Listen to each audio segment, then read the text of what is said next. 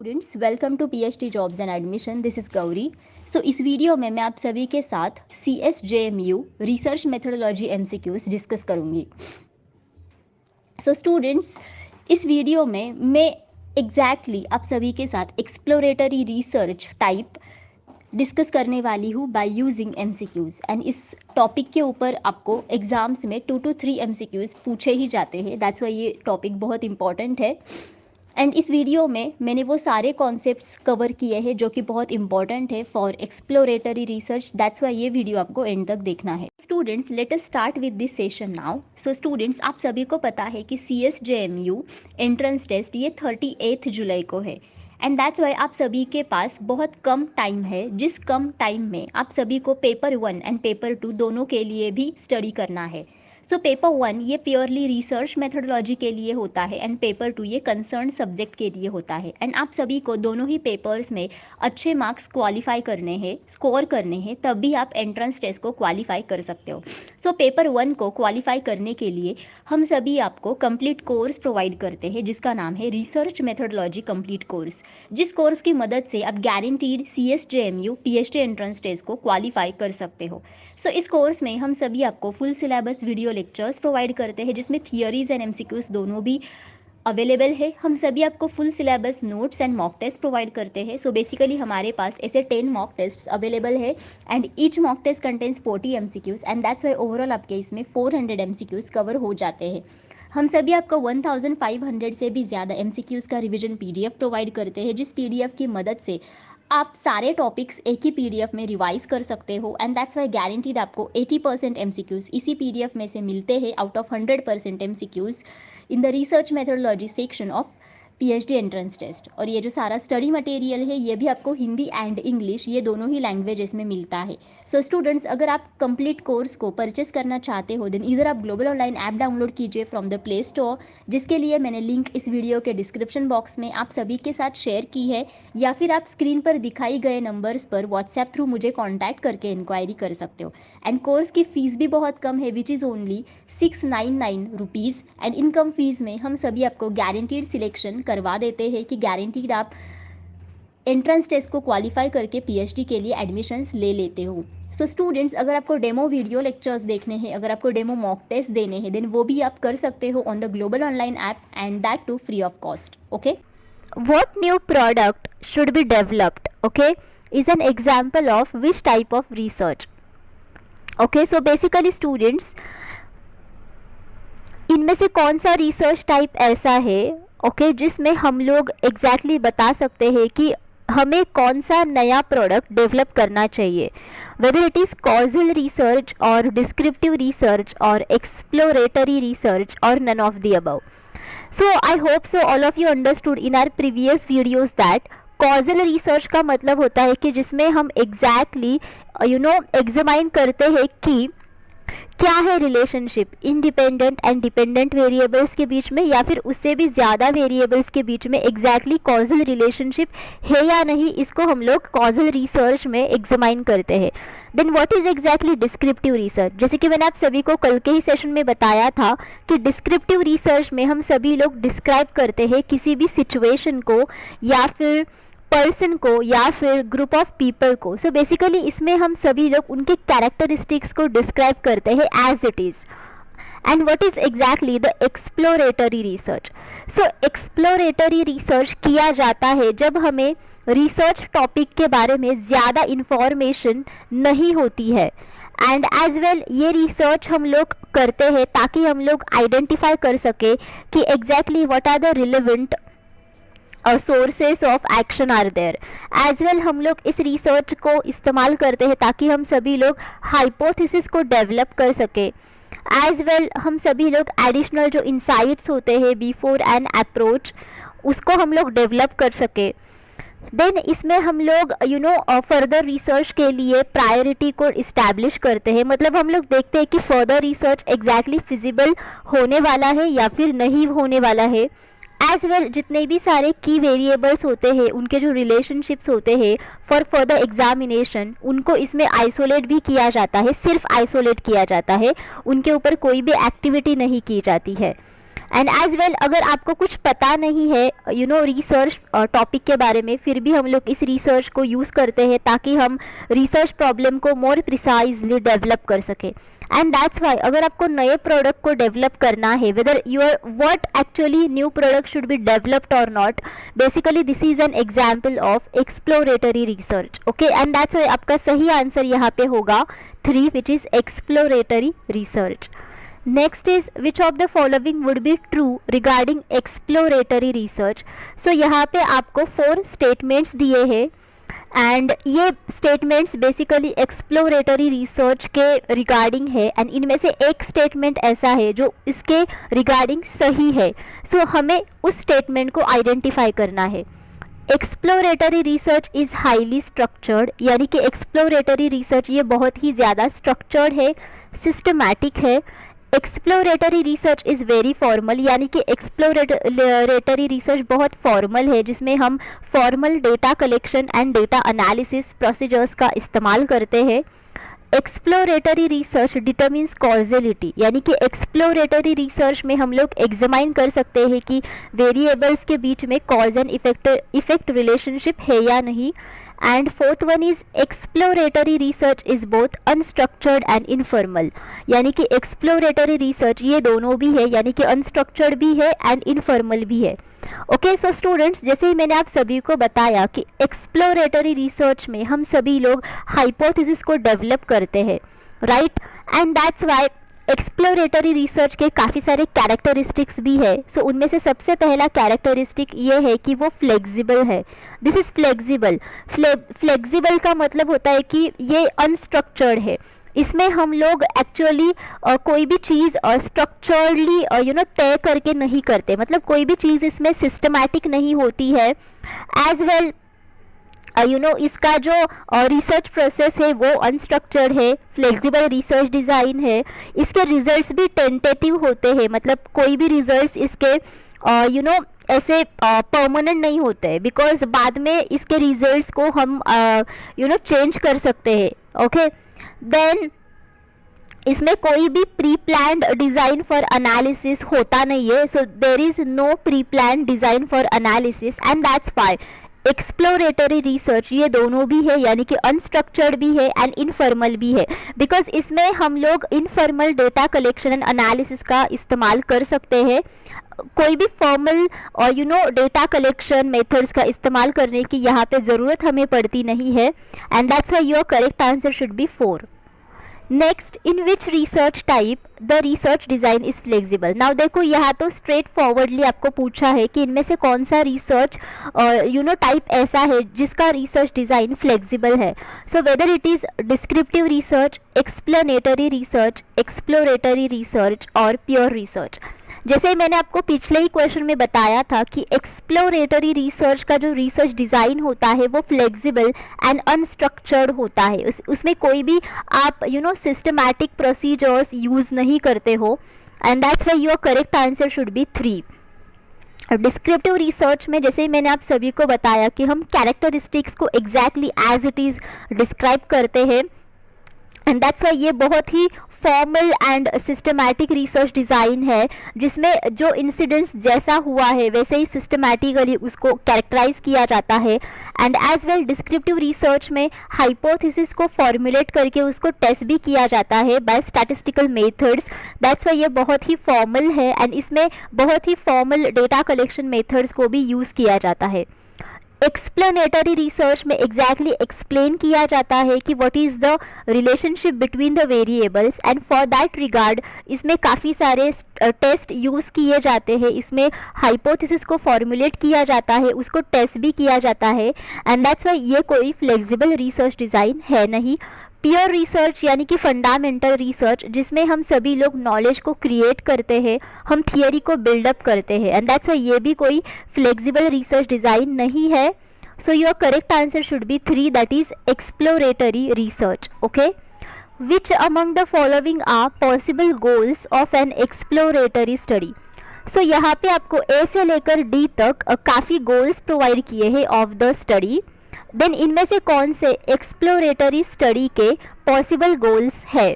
So first is discover future research topics, यानी कि future research topics को discover करना. Then expand understanding of a topic, then test hypothesis, then develop hypothesis. And यहाँ पे आपको काफ़ी सारे ऑप्शंस भी प्रोवाइड किए हैं, जैसे कि A and B are correct, A B and D are correct, B C and D are correct, A B and C are correct. So let us first of all see कि exactly exploratory study के goals क्या है, हम लोग इसको क्यों करते हैं. सो फर्स्ट ऑफ ऑल कि अगर एक्शन के जितने भी सारे रिलेवेंट सोर्सेस है उसको आइडेंटिफाई करने के लिए, so to identify the sources और to identify the relevant sources of the study, उसके लिए हम लोग इस रिसर्च को करते हैं. Then next is to develop hypothesis. Okay, hypothesis को डेवलप करने के लिए. Then third one is to get additional insights before an approach can be develop. Okay, मतलब जो पर्टिकुलर अप्रोच होता है रिसर्च का, यानी कि जो रिसर्च मेथड होता है उसको डेवलप करने से भी पहले कुछ एडिशनल इंसाइट्स होते हैं, मतलब कुछ डेटा होता है, उसको हमें कलेक्ट करना पड़ता है. So for collect that data हम लोग इसको करते हैं. Then fourth one is to establish priority for further research. Okay, मतलब हमारा जो फर्दर रिसर्च है वो बेसिकली फिजिबल होने वाला है या नहीं होने वाला है, उसको जज करने के लिए हम लोग इस रिसर्च को करते हैं. Then next fifth one is to isolate key variables and relationships for further examination. मतलब जितने भी सारे वेरिएबल्स होते हैं एंड उनके बीच में जितने भी सारे रिलेशनशिप्स है उनको यहाँ पे सिर्फ आइसोलेट किया जाता है ताकि उनका इस्तेमाल हम सभी लोग फर्दर रिसर्च के लिए करें. Now sixth goal is when you want to define problem more precisely.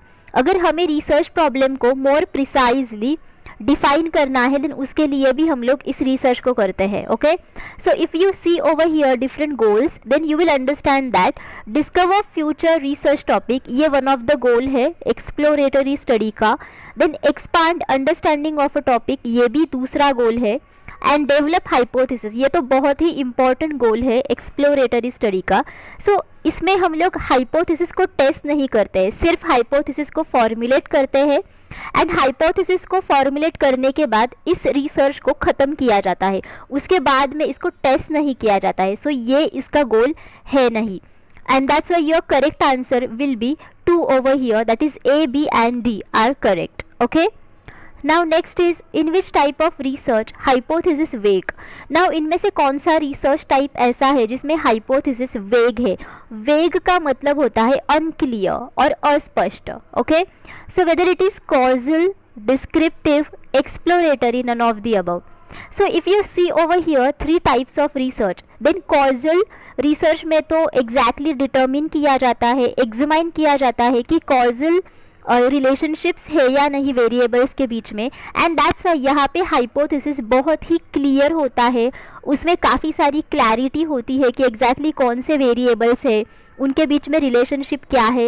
And after that only इस हाइपोथेसिस को टेस्ट किया जाता है. सो ये ऑप्शन एलिमिनेट हो गया. डिस्क्रिप्टिव रिसर्च में हम लोग कैरेक्टरिस्टिक्स को डिस्क्राइब करते हैं. देन इसमें भी जो हमारे सामने हुआ है उसे हम एज इट इज़ कैरेक्टराइज करते हैं.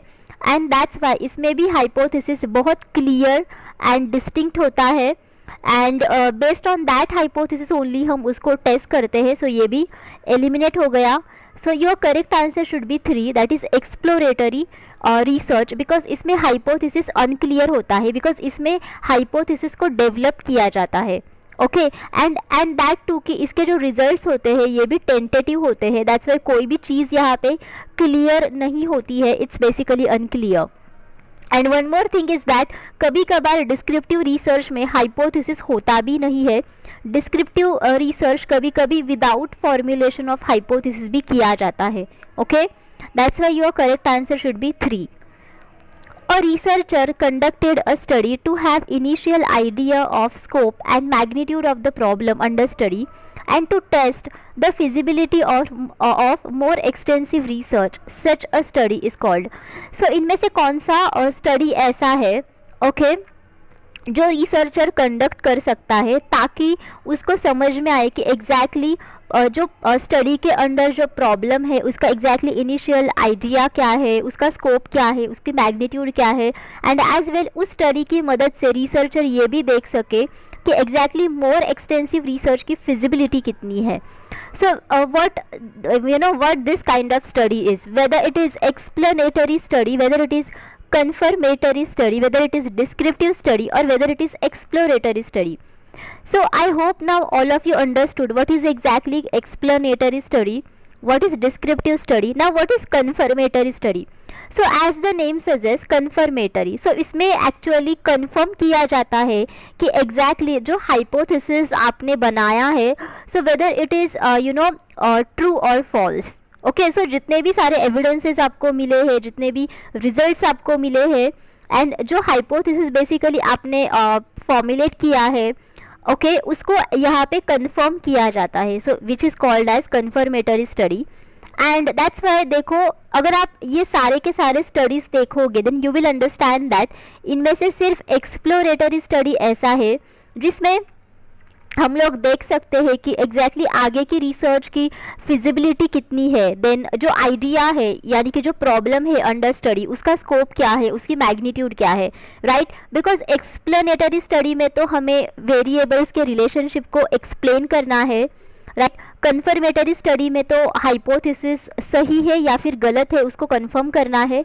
डिस्क्रिप्टिव स्टडी में तो कैरेक्टरिस्टिक्स को डिस्क्राइब करना है. सो बचा हुआ ऑप्शन है exploratory study. Okay, next, the main objective of dash study is to acquire knowledge.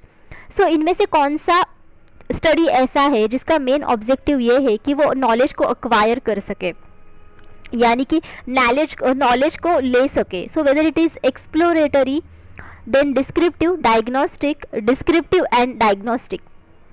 Okay, so descriptive research में तो हमें नॉलेज को अक्वायर करने की ज़रूरत नहीं पड़ती है, बिकॉज नॉलेज आपके सामने होता है, it is there basically, you need to only describe it, right. So ये तो ऑप्शन एलिमिनेट हो गया. देन डायग्नोस्टिक रिसर्च में एक्चुअली जो क्लिनिकल टेस्ट होते हैं उनको किया जाता है, जिसमें हम लोग एग्जैक्टली चेक करते हैं कि whether any kind of drug और medicine is effective to the specific disease और नॉट. ओके, ये यहाँ पे एग्जामाइन किया जाता है. एंड दैट्स यहाँ पे भी एक्चुअली आपको नॉलेज को अक्वायर करने की ज़रूरत नहीं पड़ती है. You need to only examine the relationship between the drug and its treatment. Okay, so ये भी एलिमिनेट हो गया. एंड देखो फोर्थ ऑप्शन में तो दोनों भी मेंशन किया है, डिस्क्रिप्टिव एंड डायग्नोस्टिक, जैसे कि यहाँ पे ये दोनों ही ऑप्शंस एलिमिनेट हुए हैं. सो ऑब्वियसली ये तो होगा ही. सो बचा हुआ ऑप्शन है एक्सप्लोरेटरी रिसर्च. जैसे मैंने आप सभी को बताया कि अगर आपको रिसर्च प्रॉब्लम का जो टॉपिक है उसके बारे में काफ़ी जानकारी नहीं होती है, देन आप एक्सप्लोरेटरी रिसर्च करते हो ताकि आप डेटा को कलेक्ट कर सको, ताकि आप ज़्यादा से ज़्यादा नॉलेज को अक्वायर कर सको. ओके, एंड दैट्स वाई यहाँ पे सही आंसर है 1, that is exploratory study. Next, qualitative research is often exploratory and has all of the following characteristics except. So qualitative research ये बेसिकली हमेशा एक्सप्लोरेटरी स्टडी ही होता है, एंड दैट्स वाई उनमें वो सारे कैरेक्टरिस्टिक्स है जो एक्सप्लोरेटरी स्टडी में होते हैं, जो क्वालिटेटिव रिसर्च में होते हैं. बट यहाँ पे एक ऑप्शन ऐसा है जो इसका कैरेक्टरिस्टिक है नहीं, and we need to identify that option. So it is typically used when a great deal is already known about the topic of interest. So ये हम लोग यूज़ करते हैं जब हमें टॉपिक ऑफ इंटरेस्ट के बारे में ऑलरेडी काफ़ी सारी जानकारी होती है. It relies on the collection of non-numerical data such as words and pictures. So basically ये नॉन न्यूमेरिकल डेटा पे ज़्यादा फोकस रहता है, उस पर ही ज़्यादा भरोसा करता है, जैसे कि words and pictures. It is used to generate hypothesis and develop theory about phenomena in the world. So इसका इस्तेमाल हम लोग करते हैं ताकि हम hypothesis को generate कर सके and theory को develop कर सके about the phenomena in the world. It uses the inductive scientific method. देखो scientific method दो प्रकार के होते हैं, deductive and inductive. So उनमें से एक है inductive scientific method, जिसमें based upon the different kinds of observations हम लोग थियोरी को फॉर्मुलेट करते हैं. Okay, and inductive scientific method ये हमेशा क्वालिटेटिव रिसर्च में यूज़ किया जाता है. ओके, एंड दैट्स वाई यहाँ का जो सही आंसर है वो है 1, बिकॉज जैसे ही हमने देखा कि एक्सप्लोरेटरी रिसर्च हम लोग करते हैं बिकॉज हमें रिसर्च टॉपिक के बारे में ज़्यादा कुछ जानकारी नहीं होती है, एंड दैट्स वाई हम लोग करते हैं ताकि हम ज़्यादा नॉलेज को अक्वायर कर सके, हम डेटा को कलेक्ट कर सके प्राइमरीली, ताकि हम आगे का रिसर्च कर सके। That's why your correct answer should be 1, because इसमें कहा है कि हम लोग एक्सप्लोरेटरी रिसर्च को करते हैं ताकि हमें टॉपिक के बारे में ज़्यादा जानकारी पहले से ही होती है, but this is wrong. Okay, that's why correct answer is 1। Technical knowledge to solve problem is created in. Okay, so problem को सॉल्व करने के लिए जो टेक्निकल नॉलेज क्रिएट किया जाता है उसको एक्चुअली किस रिसर्च में क्रिएट किया जाता है, वेदर ये क्रिटिकल रिसर्च है या फिर एक्सप्लोरेटरी रिसर्च है या फिर अप्लाइड या फिर basic. So students, critical research में हम लोग क्रिटिकल एनालिसिस करते हैं एंड ये बेसिकली महत्वपूर्ण रिसर्च होता है, इसमें सब चीज़ें क्रिटिकली एंड लॉजिकली की जाती है। Then applied research, I hope all of you understood, हमने पिछले सेशन में देखा था कि applied research is the sub type of action research जिसमें लॉज, थियरीज एंड प्रिंसिपल्स को हमारे रिसर्च में इस्तेमाल किया जाता है ताकि हम प्रॉब्लम्स को सॉल्व कर सके। एंड बेसिक रिसर्च में बेसिकली थियोरी को क्रिएट किया जाता है, नॉलेज को क्रिएट किया जाता है, and basic research is nothing but the fundamental research like Newton's laws of motion, and that's why your correct answer should be 2, that is exploratory research. जैसे कि मैंने बोला आप सभी को कि एक्सप्लोरेटरी रिसर्च में नॉलेज को क्रिएट किया जाता है, इसको फॉर्म्यूलेट किया जाता है। All of you getting? So don't confuse between exploratory research and basic research, because basic research में जो exactly कभी भी डिस्कवर नहीं हुआ था, ओके, उसको इसमें डिस्कवर किया जाता है। बट एक्सप्लोरेटरी रिसर्च में हम सभी लोग टेक्निकल नॉलेज को क्रिएट कर सकते हैं। टेक्निकल नॉलेज मीन्स ऐसा नॉलेज जिसमें हम काफ़ी सारे डेटा को कलेक्ट करते हैं। हम लोग ये भी देखते हैं कि हमें किस प्रकार के डेटा एनालिसिस प्रोसीजर को यूज़ करना है in the further research. So all of this things come under exploratory research, not in basic research. That's why here your correct answer should be 2. Next, the exploration of new phenomena in this way may help the researchers' need for better understanding, may test the feasibility of a more extensive study, or determine the best methods to be used in a subsequent study. So, यहाँ पे आपको एक research method की और research type के definition दी है। So what is this definition? So let us see in Hindi. इस तरह से नई घटनाओं को खोज शोधकर्ता की बेहतर समझ की आवश्यकता में मदद कर सकती है, अधिक व्यापक अध्ययन की व्यवहार्यता का परीक्षण कर सकती है, या बाद के अध्ययन में उपयोग की जाने वाली सर्वोत्तम विधियों का निर्धारण कर सकती है।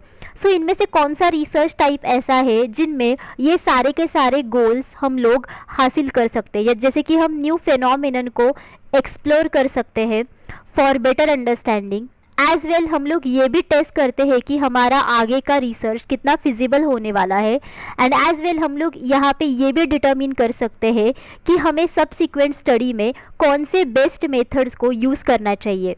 So whether it is exploratory research or explanatory research or descriptive or action research. So now all of you understood that your correct answer should be exploratory research, because इसमें ही हम लोग देखते हैं exactly कि नया जो phenomenon है वो कितना feasible है, what is that exactly. So नए phenomenon को यहाँ पे explore किया जाता है।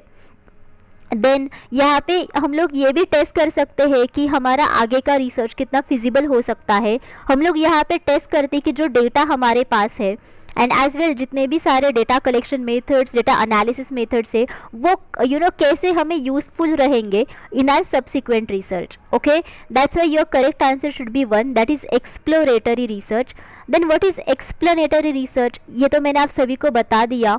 Descriptive research I hope all of you understood, and action research. Action research में जो क्लासरूम में जो प्रॉब्लम्स होती है जैसे कि लर्निंग प्रोसीजर्स में और टीचिंग प्रोसीजर्स में, इसमें बेसिकली एक्शन रिसर्च यूज़ किया जाता है ताकि हम लर्निंग देन टीचिंग प्रोसेसेस के प्रॉब्लम्स इमीडिएटली सॉल्व कर सके। So that's why here the answer is 1, that is exploratory research. इसी के साथ हम सभी आपको CSJMU एंट्रेंस टेस्ट पेपर 2 का स्टडी मटेरियल प्रोवाइड करते हैं, जिस स्टडी मटेरियल में हम सभी आपको full syllabus notes and MCQs provide करते हैं। सो बेसिकली MCQ सेक्शन में expected MCQs and PYQs provide किए जाते हैं, जिसकी मदद से आप गारंटीड पेपर 2 को क्वालिफाई कर सकते हो। सो यहाँ पे स्क्रीन पर दिखाई गए नंबर्स पर आप कांटेक्ट करके मुझे व्हाट्सएप थ्रू इंक्वायरी कर सकते हो for paper 1 and paper 2 courses. And paper 2 study material की फ़ीस है only 999 rupees. And in come fees में आप सभी लोग पेपर 2 को भी गारंटीड क्वालिफाई कर सकते हो, बिकॉज इसके लिए भी हम सभी आपको गारंटीड सिलेक्शन करवा देते हैं। सो स्टूडेंट, स्क्रीन पर दिखाई गए जो सब्जेक्ट्स है, इन सारे सब्जेक्ट्स के ऊपर हमारे पास स्टडी मटेरियल अवेलेबल है। अगर आपको किसी भी और सब्जेक्ट के लिए स्टडी मटेरियल चाहिए देन उसके लिए आप मुझे कमेंट करके पूछ सकते हो। So students, thank you for watching this session. I hope all of you understood जितना भी मैंने इस वीडियो में आप सभी के साथ डिस्कस किया है, but still if you have any doubts आप मुझे कमेंट बॉक्स में पूछो, ओके?